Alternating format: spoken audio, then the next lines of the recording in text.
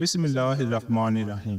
محترم ناظرین کرام السلام علیکم۔ بے شک سکون قلب صرف اللہ تعالیٰ کی یاد میں ہی پوشیدہ ہے۔ ناظرین کرام، حضرت انس رضی اللہ عنہ روایت کرتے ہیں کہ ہم نے ایک دفعہ نبی کریم صلی اللہ علیہ وآلہ وسلم کو دیکھا کہ آپ مسکرا رہے ہیں، تو حضرت عمر رضی اللہ عنہ نے پوچھا، یا رسول اللہ صلی اللہ علیہ وآلہ وسلم، کون سی چیز مسکراہٹ کا سبب ہوئی؟ فرمایا، میرے دو امتی اللہ تعالیٰ کے سامنے گھٹنے ٹیک کر کھڑے ہو گئے ہیں۔ ایک کہتا ہے کہ یا اللہ، اس نے مجھ پر ظلم کیا ہے، میں بدلہ چاہتا ہوں۔ اللہ پاک اس ظالم سے فرماتا ہے کہ اپنے ظلم کا بدلہ ادا کرو۔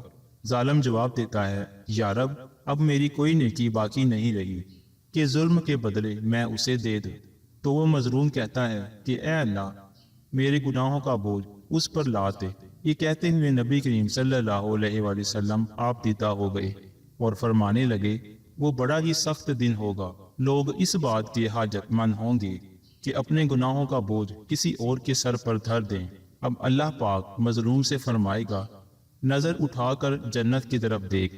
وہ سر اٹھائے گا، جنت کی طرف دیکھے گا اور عرض کرے گا، یا اللہ، اس میں تو چاندی اور سونے کے محل ہیں اور موتیوں کے بنے ہوئے ہیں۔ یا رب، کیا یہ کسی نبی، کسی صدیق اور شہید کے ہیں؟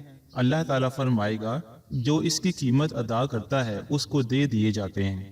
وہ کہے گا، یا اللہ، بھلا اس کی قیمت کون ادا کر سکتا ہے؟ اللہ تعالیٰ فرمائے گا، تو اس کی قیمت ادا کر سکتا ہے۔ اب وہ عرض کرے گا، یا رب، کس طرح؟ اللہ تعالیٰ فرمائے گا، اس طرح کہ تو اپنے بھائی کو معاف کر دے۔ وہ کہے گا، یا رب، میں نے معاف کیا۔ اللہ پاک فرمائے گا، اب تم دونوں ایک دوسرے کا ہاتھ تھامے جنت میں داخل ہو جاؤ۔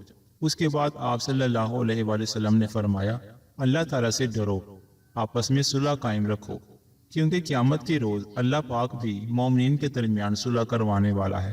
بحوالہ تفسیر ابن کثیر جلد 2 صفحہ 279۔ اس امید کے ساتھ اپنی ویڈیو کا اختتام کرتا ہوں کہ میری یہ ویڈیو آپ کو بہت پسند آئی ہوگی۔ اگر ویڈیو پسند آئی ہو تو لائک کرنا نہ بھولیے گا۔ ساتھ ہی ہمارے چینل کو سبسکرائب بھی کیجیے تاکہ ایسی ہی معلوماتی ویڈیوز بآسانی آپ تک پہنچ سکیں۔ اگلی ویڈیو تک کے لیے مجھے اجازت دیجیے۔ انشاءاللہ بہت جلد ایسی ہی معلوماتی ویڈیو کے ساتھ حاضر خدمت ہوں گا۔ اللہ آپ سب کا حامی و ناصر ہو، آمین یا رب العالمین۔